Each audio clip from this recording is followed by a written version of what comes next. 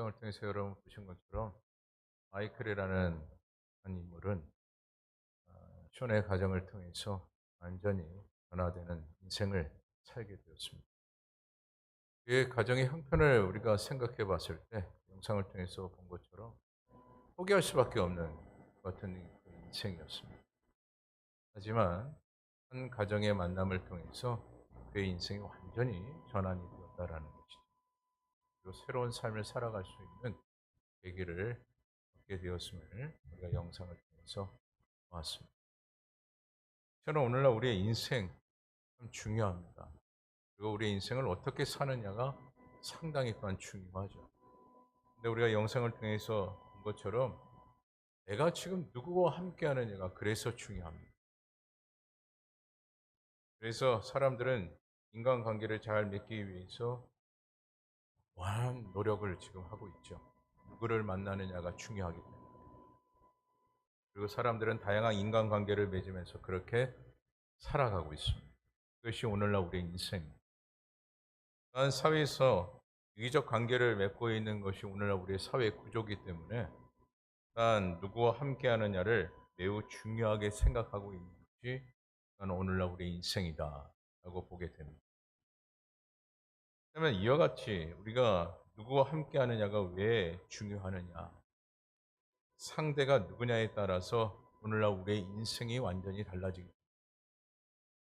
그래서 우리가 누구를 만나느냐가 매우 중요합니다.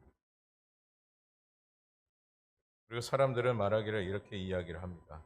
좋은 사람을 만나야 좋은 길을 가게 되고 나쁜 사람을 만나게 되면 나쁜 길로 가게 됩니다. 그래서 좋은 사람을 만나야 된다라는 것이 기본적인 오늘날 우리의 상식인데요. 그런데 중요한 것은 이와 같이 좋은 사람 만나고 좋은 만남을 통해서 좋은 길을 가야 하는데, 중요한 것은 이와 같이 좋은 사람을 만나고 좋은 길을 갈 수 있는 것이 쉬우냐? 결코 쉽지 않습니다.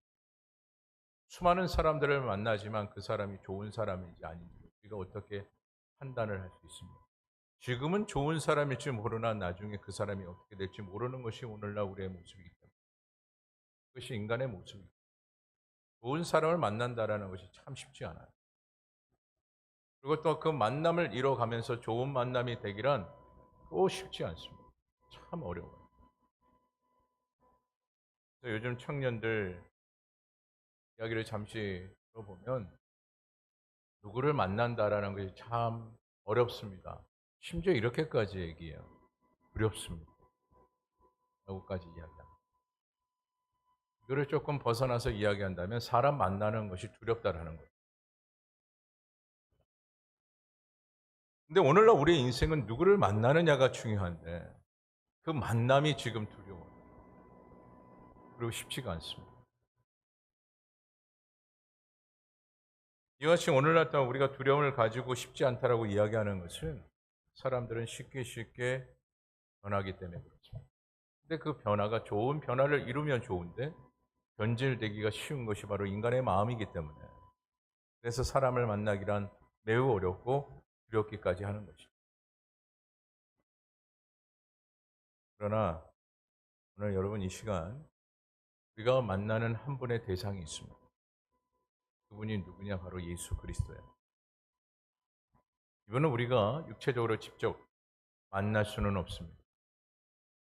하지만 그분은 영적으로 우리는 만날 수 있어요. 특별히 오늘 교회 처음 나오신 분들의 입장에서 이와 같이 이야기하면 무슨 환상적인 이야기를 하고 있나라고 생각할 수가 있습니다. 하지만 주님께서는 오늘날 우리와 함께 하시고 저는 오늘 이 자리에 함께 하고 계시다라는 거예요. 근데 그 함께함을 우리가 어떻게 알 수 있느냐?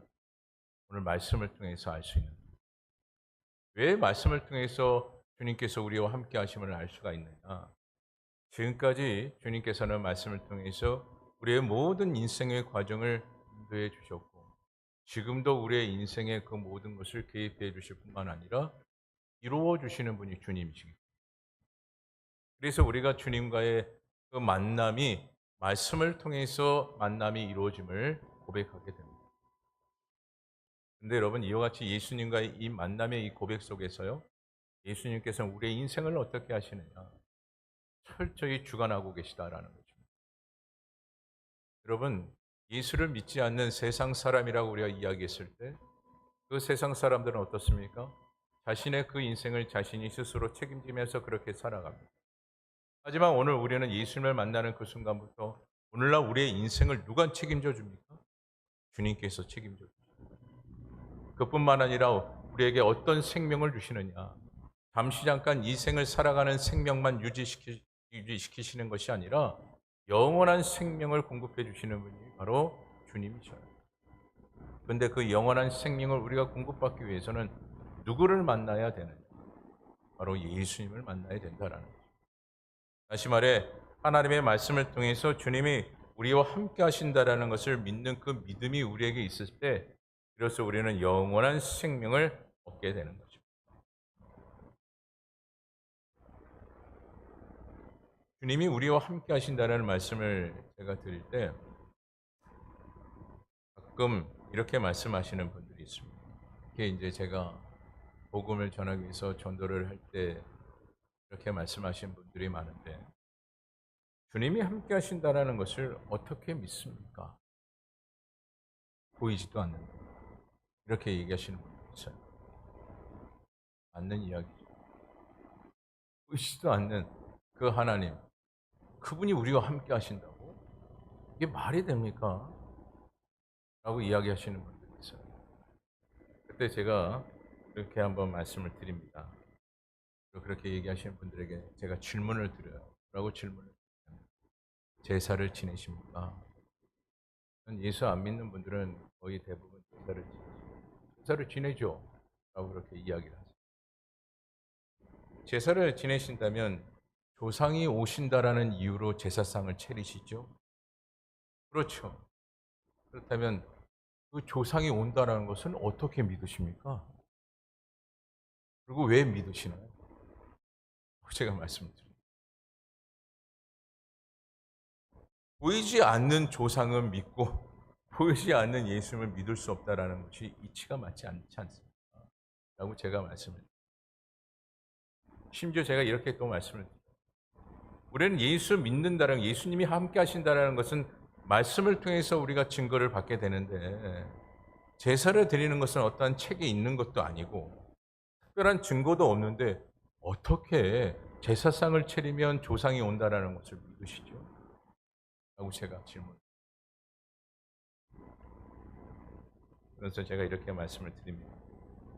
하지만 예수님은 말씀을 우리에게 보여주시고 지금도 말씀을 통해서 우리에게 보여주시며 말씀을 통해서 우리와 늘 함께 하시는 분이 바로 예수님이십니다.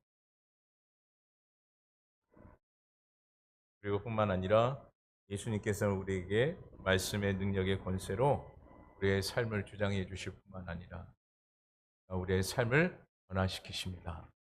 라고 말씀드립니다. 또 맨 마지막 우리의 삶을 변화시킵니다. 라고 이렇게 또 말씀을 드리면 또 재차 이런 질문을 하시는 경우가 있습니다. 아닙니다. 결코 그렇지 않은 것 같습니다. 제가 아시는 분이 교회를 다니는데 그분은 전혀 생활에 변화가 없습니다. 라고 이렇게 얘기하시는 분이 있어요. 근데 제가 이렇게 말씀을 드려요. 그분은 예수님을 제대로 만나지 못했기 때문에 그렇습니다. 다시 말해 하나님의 말씀을 통해서 예수님을 만나는 것인데 하나님의 말씀을 지키지 못하는 생활권이 되다 보니 그분은 변화가 되지 못합니다. 하지만 예수님을 제대로 만나면 다시 말해 하나님의 말씀대로 온전히 생활을 하게 되면 그렇지 않습니다. 변화가 되죠. 그렇게 말씀드립니다. 여러분의 인생에 오늘도 영상을 통해서도 보신 것처럼 만남이 중요한 것을 여러분 잘 보시지 않았습니까? 누구와 또한 만나는 애가 매우 중요하다는 것을 여러분 보셨잖아요. 오늘 우리들의 인생 그 만남이 중요한데 그런데 중요한 것은 예수님과의 그 만남을 통해서 나의 인생을 주님께서 책임져 주신다. 세상 그 누구도 여러분의 인생을 책임져 줄 사람은 단 한 사람도 없습니다. 여러분의 자녀라고요? 천만의 말씀입니다. 그래요. 잠시 여러분의 생활권에 도움을 줄 줄 모르나 여러분의 생명까지 책임져 줄 수 있는 자녀는 그 한 사람도 없습니다. 그런데 오늘 예수님께서는 뭐라고 말씀하십니까? 말씀을 통해서 우리와 만남을 이루시고 그 만남을 통해서 우리의 영생을 허락해 주실 뿐만 아니라 우리의 삶의 주관자 되어 주심을 오늘도 말씀을 통해서 우리에게 약속하고 계시다라는 것이죠. 그리고 말씀을 통해서 주님과의 그 영적인 만남이 이루어지게 되면요, 오늘 여러분이 본문을 읽었던 이 본문의 고백이 우리의 생활관 가운데 그대로 적용이 된다라는 것이죠. 우리 본문 한번 읽었지만 한 번 더 우리 본문의 말씀을 마음에 깊이 새기시면서 함께 읽어보도록 하겠습니다. 함께 읽어봅니다. 시작.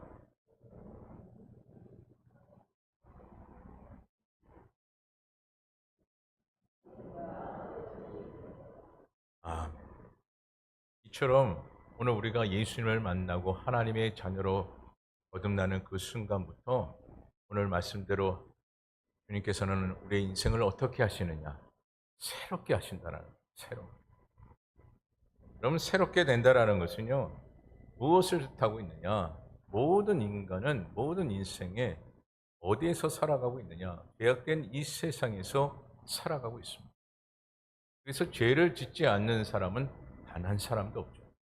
모두가 죄를 짓고 그렇게 삶을 살아가요.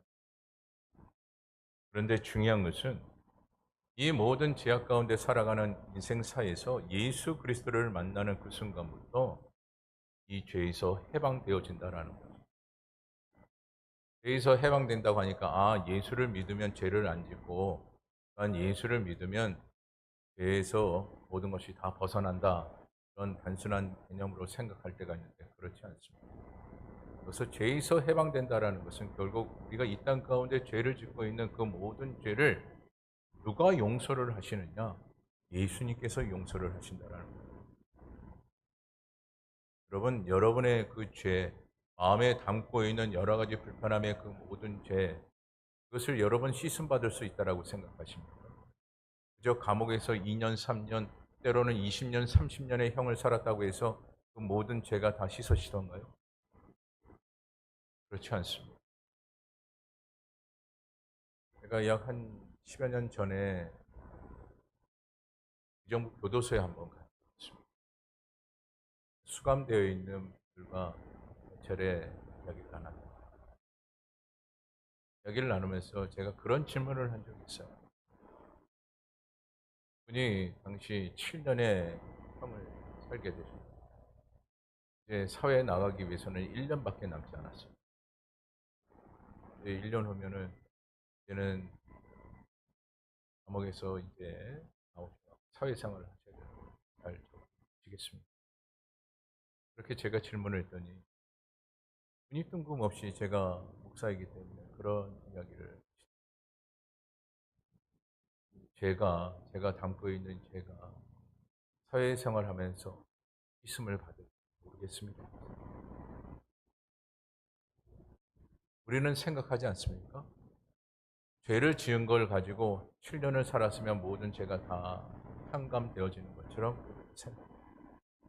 하지만 어떤 누구든 어떤 인간이든 간에 이 땅 가운데 죄를 지었던 그 모든 죄는 스스로가 씻을 수가 없다라는 거예요. 그런데 예수님과의 그 만남이 이루어지는 그 순간부터 오늘날 우리가 안고 있는 모든 그 죄를 누가 씻어주시느냐? 예수님께서 씻어주신다. 그래서 우리에게 무엇을 주시느냐? 평강의 은혜를 주시는. 그래서 오늘날 우리는 누구를 만나야 된다고요? 예수님을 만나야 된다라는 것입니다. 무엇을 통해서요? 바로 말씀을 통해서.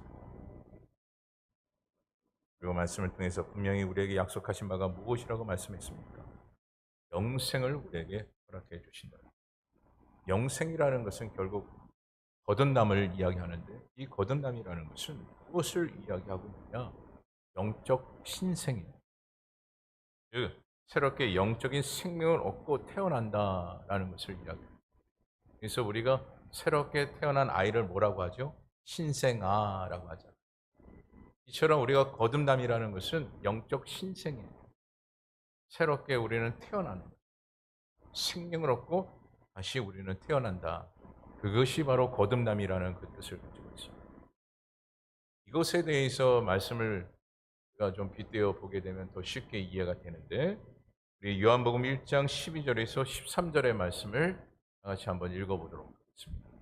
요한복음 1장 12절 먼저 읽어보도록 하겠습니다. 시작. 영접하는 자고 그 이름을 믿는 자에게는 13절 이는 혈통으로나 육정으로나 사람의 뜻으로 나지 아니하고 오직 하나님께로부터 난 자들이니라. 아멘. 또 한 구절을 하나 더 보도록 하겠습니다. 요한일서 5장 1절 말씀 우리 다 같이 한번 읽어봅니다. 시작. 예수께서 그리스도이심을 믿는 자마다 하나님께로부터 난 자니 또한 낳으신 이를 사랑하는 자마다 그에게서 난 자를 사랑하는다. 아멘. 여러분이 읽었던 요한복음의 말씀과 요한일서의 이 말씀, 이 두 구절의 말씀을 조합해서 보게 되면 영적인 출생이 어떤 방법으로 이루어지고 있는가에 대한 그 해답을 말씀을 하고 있는 거예요. 우리는 예수 그리스도를 믿고 주님과의 그 만남을 통해서 영생을 얻고 거듭남이 되어지는 것인데, 다시 말해 영적 신생아가 되어지는 것인데, 그런데 그와 같이 출생하는 그 과정이 무엇인가를 명확하게 말씀하고 있는 말씀이 바로 요한복음의 말씀과 요한일서의 말씀입니다. 그런데 중요한 것은 여러분, 이 거듭남의 이 은혜를 우리가 받았는데, 다시 말해 영생 새롭게 거듭남이 되어졌는데 그것이 느껴지지 않습니다. 20년, 30년 이상 신앙생활을 하셨던 분들에게 거듭남이 느껴지셨습니다. 라고 이야기하면 그때 그 느낌을 이야기하실 수 있는 분은 단 한 사람도 없을 거예요. 그저 만남의 그 과정, 그것을 이야기할 뿐 거기에 따르는 그 느낌을 이야기할 수 있는 분은 거의 없습니다. 그리고 영적인 출생은 나의 어떤 의지로 되어지는 것이 아니라 하나님께서 우리들을 전적으로 사랑하시기에 우리에게 무엇을 주신 은혜를 베풀어 주셨느냐? 영생의 생명의 은혜를 베풀어 주셨다는 거예요. 그런데 주님께서 또한 우리에게 사랑을 베풀어 주신 그 사랑에 대한 그 첫사랑이 느껴졌느냐? 깊은 느낌이 없어요. 무엇인가 주님의 그 첫사랑이 막 찌릿찌릿하게 느껴지는 그런 느낌이 있어야 되는데 그 느낌을 가지신 분들이 없습니다. 제가 왜 이렇게까지 말씀을 드리냐면, 오늘날 우리의 육적인 출생과 비교한다면 조금 여러분들이 쉽게 이해할 겁니다.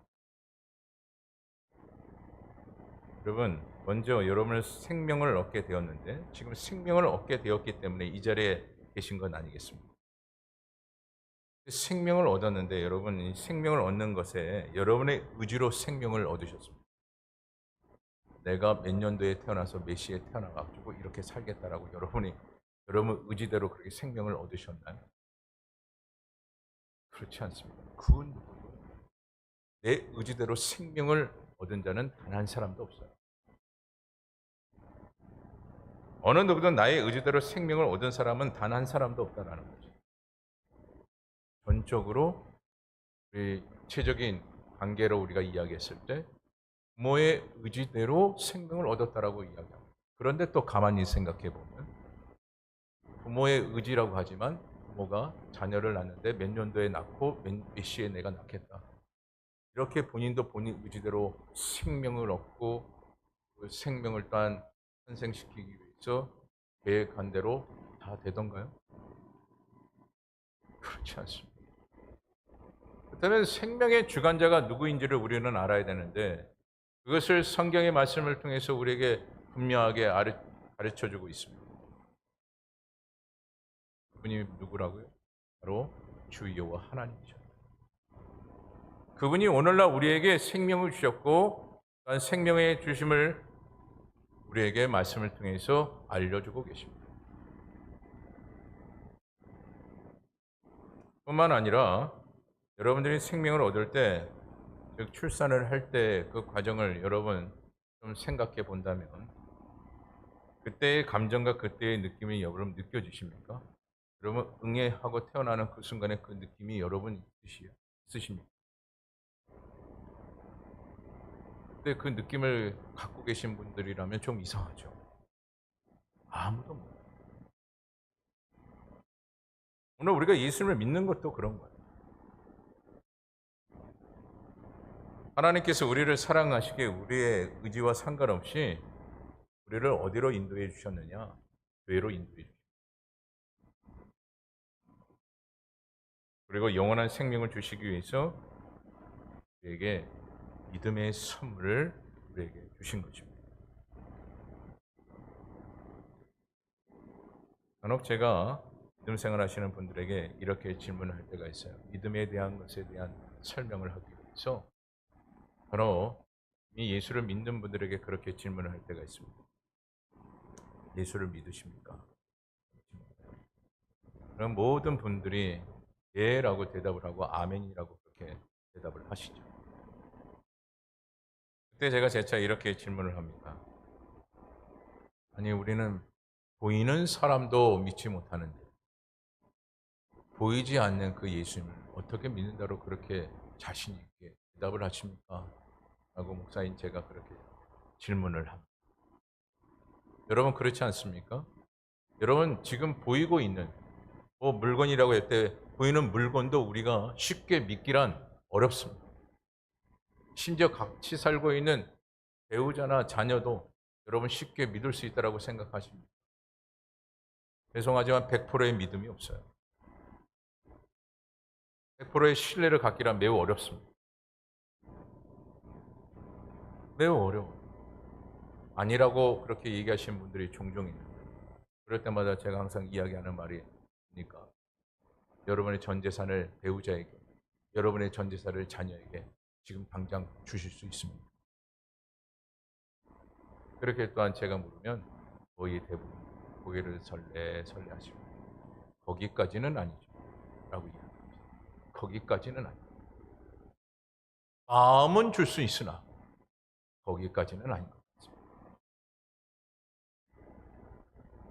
내가 가장 신뢰만한 그 사람조차도 우리는 믿지 못하고 있는데 보이지 않는 그 예수님을 과연 어떻게 우리가 믿고 있는가? 보이지 않는 그 예수님.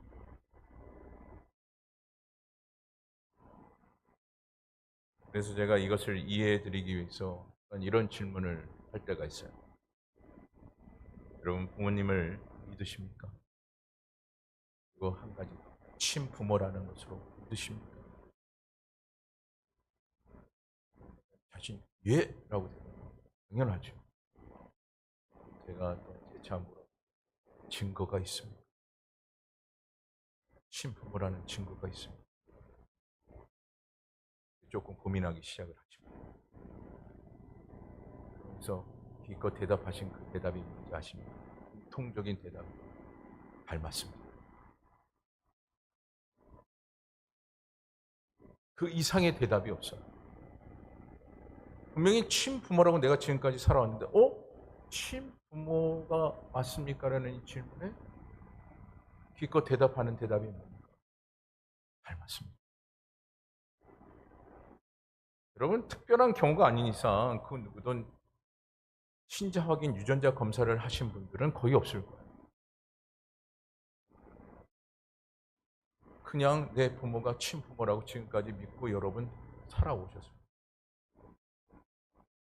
그렇다고 여러분 의심하라고 얘기하는 게 아니에요. 제가 말씀을 드리는 것은 그렇습니다.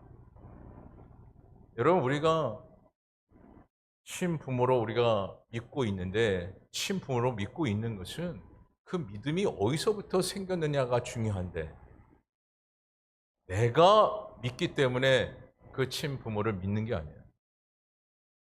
내가 믿는 것 같으나 그렇지 않습니다.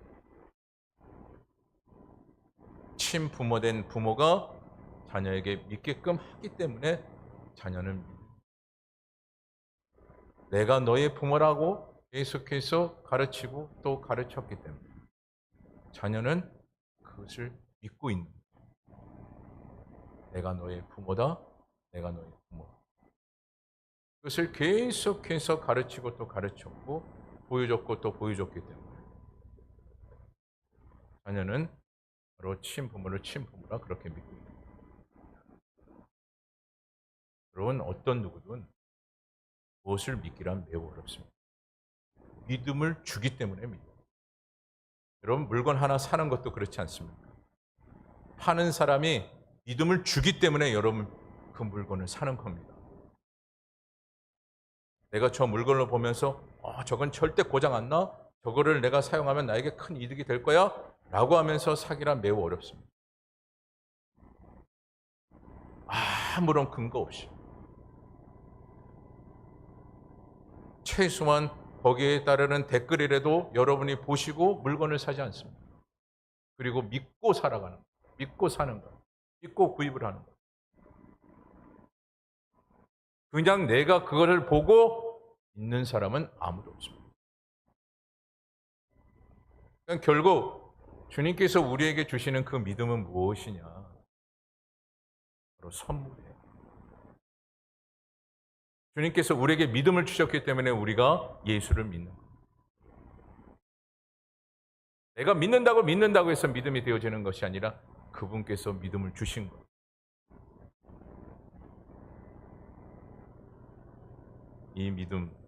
이 믿음을 또한 오늘 이 자리에 있는 저와 여러분들에게 주시는 줄 믿습니다.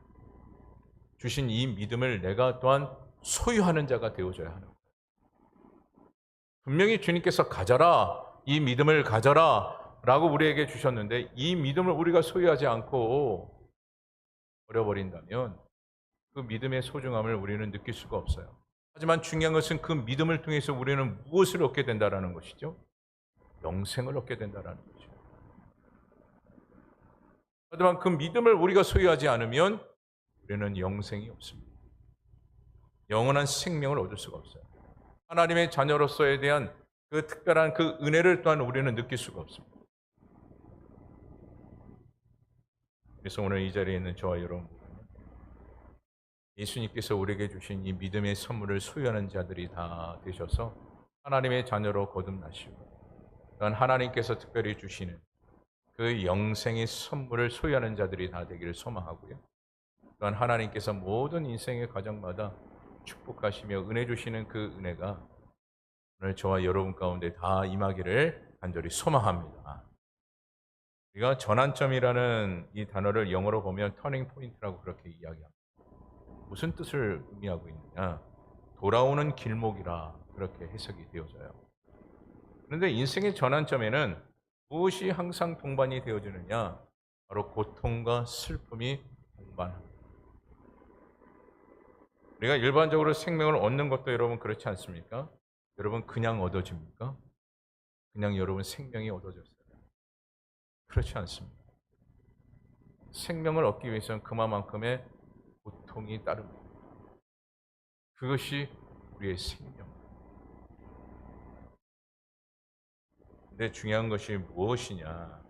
이 생명을 얻기까지는 고통이 따르는데 이 고통이라는 이 부분에 있어서 우리에게 중요하게 생각해 볼 수 있는 것이 무엇이냐? 그것은 세상 사람들, 예수를 믿지 않는 분들, 그들이 생명을 유지하기 위해서 육적인 그 생명을 우리가 좀 비교했을 때 그 생명을 유지하기 위해서는 끊임없는 고통과 시련이 분명히 또한 따릅니다. 생명을 유지하기 위해서. 하지만 그 고통의 아픔을 본인 스스로가 그 모든 것을 치료하기 위해서 애를 쓰고 몸부림친다라는 거예요. 하지만 예수를 믿는 하나님의 자녀가 또한 하나님의 자녀로 다스림 받는 주의 자녀가 되어진다면 우리의 인생의 고통과 아픔과 시련이 있는 그 모든 과정 가운데 누가 치료를 하시느냐? 주님께서 치료를 하신다라는 거예요. 여러분, 여러분의 인생을 한번 생각해 보십시오. 여러분의 빈 자리나 또한 어떤 생활권 가운데 힘듦이 있었던 그 모든 과정들, 그 누가 진정으로 여러분을 위로해 줄 수 있는 사람이 있었던가요? 깊이 위로해 줄 수 있었던 그 사람이 있던가요? 찾기란 매우 어렵습니다. 하지만 우리가 주의 자녀가 되면요. 우리가 주의 자녀가 되면 우리가 안고 있는 모든 고통과 시련과 괴로움들을 주님께서 위로해 주실 뿐만 아니라 치료하시는 은혜를 우리에게 베풀어 주신다는 거예요. 그래서 우리가 하나님의 자녀가 되는 것이 축복인 거죠. 그래서 오늘 저와 여러분 모두가 하나님의 자녀로 거듭난 주의 자녀들이 다 되기를 소망하고, 그래서 여러분 안고 있는 여러 가지 많은 인생의 고민과 아픔과 시련들이 주님의 손길로 다 치료받는 은혜가 임하기를 간절히 소망합니다. 말씀을 마칩니다. 인생에 대해서 많은 사람들이 이렇게 이야기를 하더라고요. 성경에도 이 말을 하고 있는데, 인생은 나그네 같은 것이다. 맞는 이야기 같습니다. 그러면서 또 한 가지 인생이란 무엇인가 라는 그런 부분에 있어서 정말 이 이야기가 내 마음 가운데 크게 다가왔고 많은 것을 생각하게 되었는데, 이렇게 이야기하더라고요. 인생은 지나가는 것이다. 인생은 지나가는 것이다. 여러분 요 근래 오늘 발인을 하는 것을 알고 고혈당 쇼크로 탤런트 김수미 씨가 소천을 했습니다. 그가 그렇게 갑작스럽게 인생을 끝낼지 누가 알았겠습니까? 그러면서 수미 씨의 그 소천 소식을 전하면서 한 기자가 썼던 것이 이 말이 인생을 지나가는 것이다.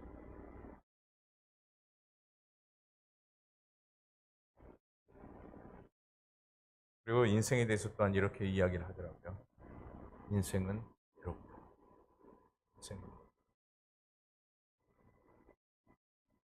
정말 그런 것 같습니다. 처음에 태어나서는 많은 사람들이 함께하는 것 같습니다. 하지만 세월이 지나면 지날수록 나와 함께하고 있었던 가족조차도 어떻게 합니까? 제각길로 떠나갑니다. 그래서 인생은 외롭다라는 말이 크게 다가왔어요. 하지만 여러분, 우리가 하나님의 자녀가 되면요, 나그네 같은 인생이 되는 것이 아닙니다. 누가 늘 동행하시기 때문에요. 주님이 우리와 늘 동행하시기 때문에. 그리고 우리의 인생은 그냥 지나가는 인생이 아닙니다. 하나님의 자녀가 되면 그냥 지나가는 인생이 아닙니다. 그냥 이 땅 가운데 살아가다가 그냥 마치는 인생이 아닙니다. 하나님의 자녀가 되면 이 생에 살아왔던 그 모든 흔적을 통해서 천국에 입성하는 놀라운 역사가 임하게 됩니다. 그리고 우리는 외롭지 않습니다. 하나님의 자녀가 되면 우리는 외롭지 않습니다. 주님이 항상 하시기. 그러므로 이 시간 함께 하시는 저와 여러분 모두가 주님의 자녀로 거듭나는 은혜가 임하기를 소망하고, 주님의 자녀로서 여러분의 인생을 하나님께서 책임져 주시고 모든 인생의 과정 가운데 함께 동행하시는 그 은혜가 임하기를 간절히 바랍니다. 주님은 주님의 자녀들과는 항상 함께 하신다라고 무엇으로 약속하고 계시느냐? 오늘 여러분이 보시는 말씀으로 약속하고 계십니다. 그리고 이 약속을 통해서 우리에게 또한 당부하고 있는 것이 무엇이냐? 나를 바라보아. 바라보아. 여러분, 우리가 주님을 바라보는 그 시점에 주님께서는 어떻게 하신지 아십니까?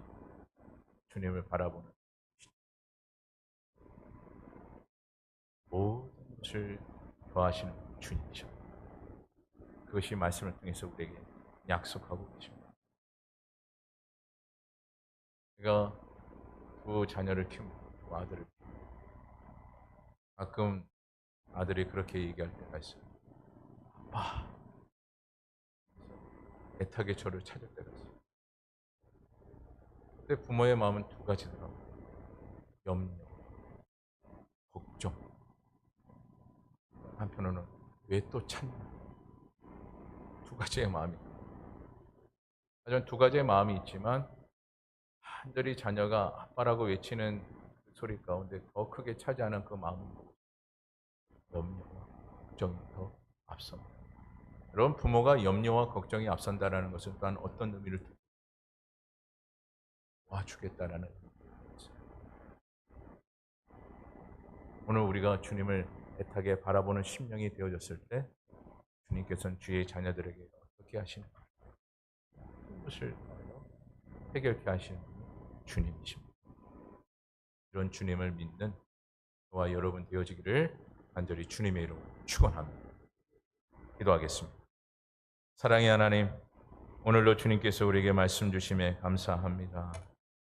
정말 우리의 생명의 주관자 되시는 분은 주 여호와 하나님이심을 말씀을 통해서 우리에게 알게 하신 주님, 우리가 영원한 생명을 얻는 길은 오직 주 예수 그리스도를 믿어야만이 가능함을 알게 하신 주님의 이 말씀, 우리가 또한 우리의 마음에 새기게 하여 주옵시고, 특별히 이 시간 간절히 바라옵기는 아직까지도 예수를 믿지 않는 주의 심령 가운데 믿음의 선물을 허락하여 주사 예수 믿게 하여 주옵시고, 그리하여 모든 인생에 주님께서 책임져 주시고, 또한 아버지 모든 인생 가운데 주님께서 늘 동행하여 주옵소서. 모든 시간 주님께서 함께 하신 줄 믿사오며 예수 그리스도 이름으로 기도드립니다. 아멘.